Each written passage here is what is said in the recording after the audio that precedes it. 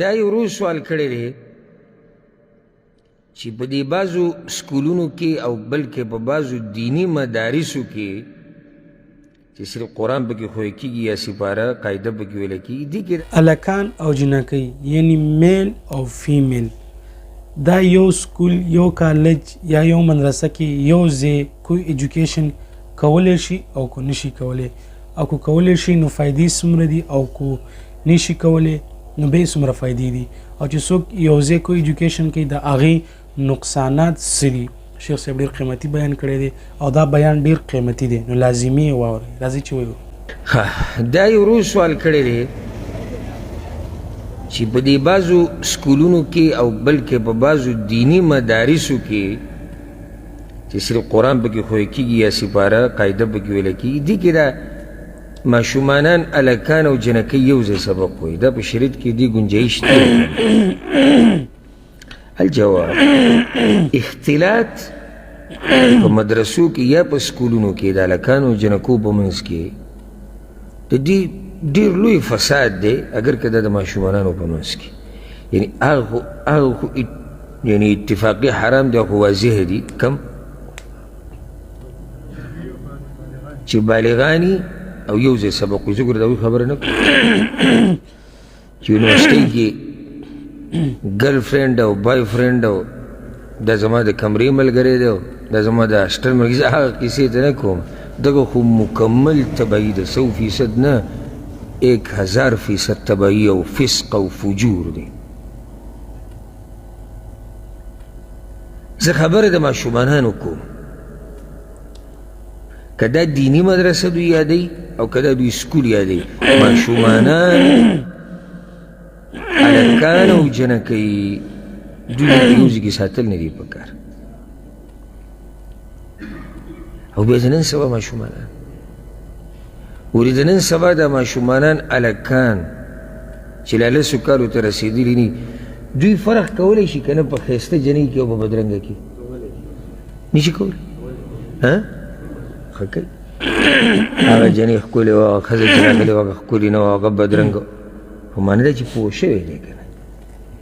چې کله ماشوم خبرې شروع کړي الک خبرې شروع کړي چې هغه ښځه ښایسته وه چې راغلې وه بدرنګه وه چې راغلې وه هغه پیړه وه چې راغلې وه هغه نرۍ وه خو پوه چې دی یعنې دغه طرف ته توجه ده او دغه شان جنکۍ او بیا دغه ولې د دوی قصې نشتې د دې وړو ده چې یو بل سره یو ځای دغه کوي د مینې محبت اکثر پکې داسې وشي چې لوبې کوي د یو بل سره د ښځې او د خاوند زما د خبرې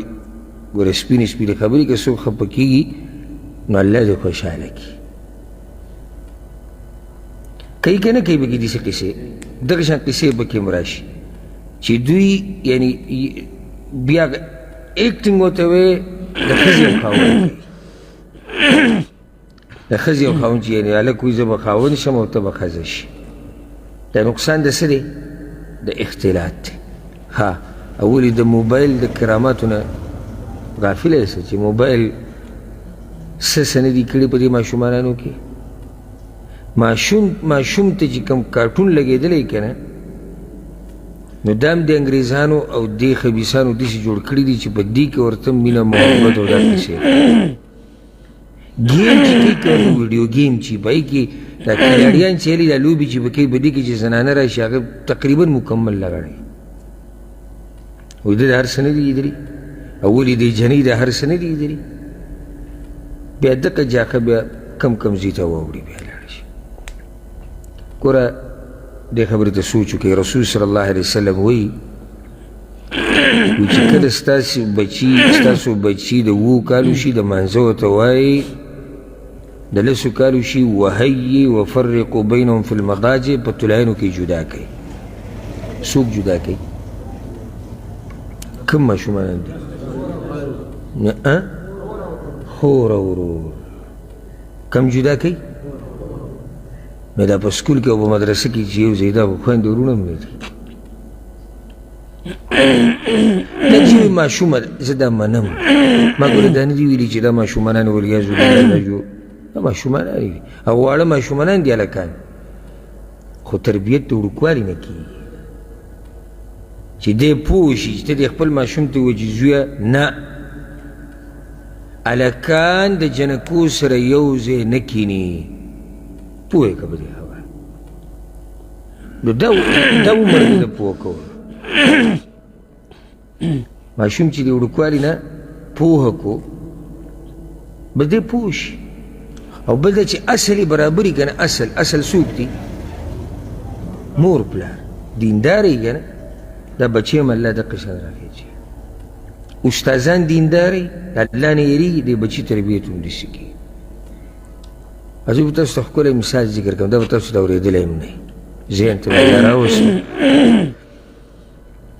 کله چې ابراهیم علیه السلام اسماعیل علیه السلام او هاجره علیه السلام دواړه پرېښودو مور او زوی وړوکی ماشوم و اسماعیل دغه ورځو کې پیس کړل هاجرې سره پرېښودو کیسې نه خو خبرې یې که نه نه یې خبر دی کوم ځای کې یې پرېښودو کعبې په دې ځای کې نو ابراهیم علیه السلام ترې روان شو ډېره ګرانه وه خو الله ورته او ځکه خو الله وایي چې ما په ابراهیم علیه السلام باندې ډېر امتحانونه راوستي او هغه پکې کامیاب شوی دا اوس ډېره ګرانه ده چې په شړه ځمکه انسان نشتي څاروی نشتي اوبه نشتي بل شی نشته نو روان شو کتو یې ورته هم نه هاجرې ورته یو څو اوازونه وکړو خو هغه غږ نه کوه ماشوم زوی ته داسې کته او خپلې بیبي ته او په داسې ځمکه نو هغې ورته بیا اواز وکړو الله امرک بهذا الله درته ویلي دي ورېږه نو بیا وله جواب ورکړه او الله ویلي دي نو بیا صحیح ده بیا الله موږ نه ضایع کوي بیا زه ته ځه دا اوس مور ده د دې مور بچی چې اصل برابر دی نو کله چې ابراهیم علیه السلام خوب ولیدو چې زه زوی حلالوم او د اسماعیل علیه السلام ته ووایي نو هغه ورته جواب کې ووایي یا ابت افعل ما تؤمر ای پلاره چې څه راته الله وایي هغه کوه دا بچی د هغه مور نه پیدا دی دا بچی د هغه مور نه پیدا دی چې خاوند ته ویلي وي چې الله درته ویلي بیا الله موږ نه ضایع کوي نو هغه زوی هغه دی چې پلار ته وایي چې پلاره پلار تا ته چې الله څه وایي ای پلاره نو بس اقه کوه موږ پرې راضي یو زه به صبر کوم اصل چې برابري بیا فرع برابري استاد چې برابري شاګرد برابري چې تا ته شریعت دا وایي چې خور او ورور په ټولنو کې جدا که او ورور جدا که ورور جدا که دا مسله یاده کړئ ګوره ښه په یوه تولایي کې ورور به هم نه سملی ورور جدا که نو ستا څه خیال دی بیا چې پردی ماشوم او پردی ماشوم دوی څنګه یو بل سره او بیا داسې کېناسته نه دي چې هر وخت د استاد دوی ته مخامخ دی خیال هم دی که نه دی دې کې چې کله بریک وشي ریسس راشي دوی یو بل سره لوبو له ځي دوی منډې وایي یو بل سره یو ځای کېږي نو په کې فساد ډېر دی فساد پکې څه دی ډېر او دا خبره یاده کې اخرنۍ چې که نور هېڅ هم نشتي دې کې مسله جوړېدی شي د استاذ دپاره او یا د استاذې دپاره څنګه د استاذې دپاره لکه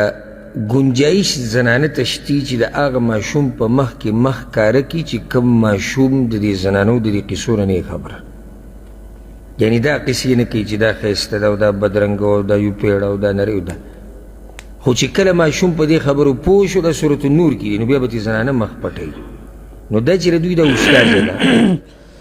او دوی هلکانو به مخ کې مخ کاره دی او په دې کې لسو کالو والا ناست دی 11 والا ناست دی 12 والا ناست دی ولې دوی په دې قصو نه پوهېږي پوهېږي ښه استاذانو دپاره پکې جاښه څومره کیسونه راغلي دي که نه دي راغلي چې استاذ په ماشومې شاګرد باندې لاس اچولی چې ته هېڅ قسم نه اورېدلی دا شریعت چې څه وایي به کې خیر وي ګورې شریعت چې څه وایي به کې خیر موږ دا ګارنټي څوک تاله درکولی شي چې د سکول استاذ یا دیني استاذ هر یو چې دی تاله څوک دا ګارنټي درکولی شي چې دی د الله نه یېرېږي او د شیطان نه ځان 100% ساتي چې یو ماشومه داسې چې د بدن نه لږه غټه وي او نن سبا خو جنکۍ په کوم عمر کې چې دی بالغ هم شي نو اوس د 9 کالو 8 کالو 10 کالو 11 12 14 دومره کلونو جنۍ ناسته اوس کې دا وړه ماشومه ده څه شي ماشومه ده او که ماشومه دم د ماشومې ځای هغه د استازي سره دی هغه د استاذ سره نه دی الا که استاذ ورته د یو پردې نه د یو دیوال نه اخوا یو سبق ته یې زده کوي جدا مسله ده خو داسې چې مخامخ ورسره خوا کې ناستي او بیا دې استاذ ته ضرورت راشي چې شاګرد ووایي ټکه خبره نه اوږده شو خو زه فایده پکې ده استاذ کله خپل شاګرد وایي که نه وایي نو ګوره د دې استاذ لاس په یو جنۍ باندې لګي یعنې فتنه جوړېږي موږ دا نه وایو چې لازم دی چې ماشومې ته فتنه جوړه شي کېدای شي ماشومې ته فتنه نه جوړېږي خو چا ته به جوړه شي یو استاذ ته جوړه شي نو اختلاط که هغه د لویو دی او که هغه د ماشومانانو دی دا نه دی په کار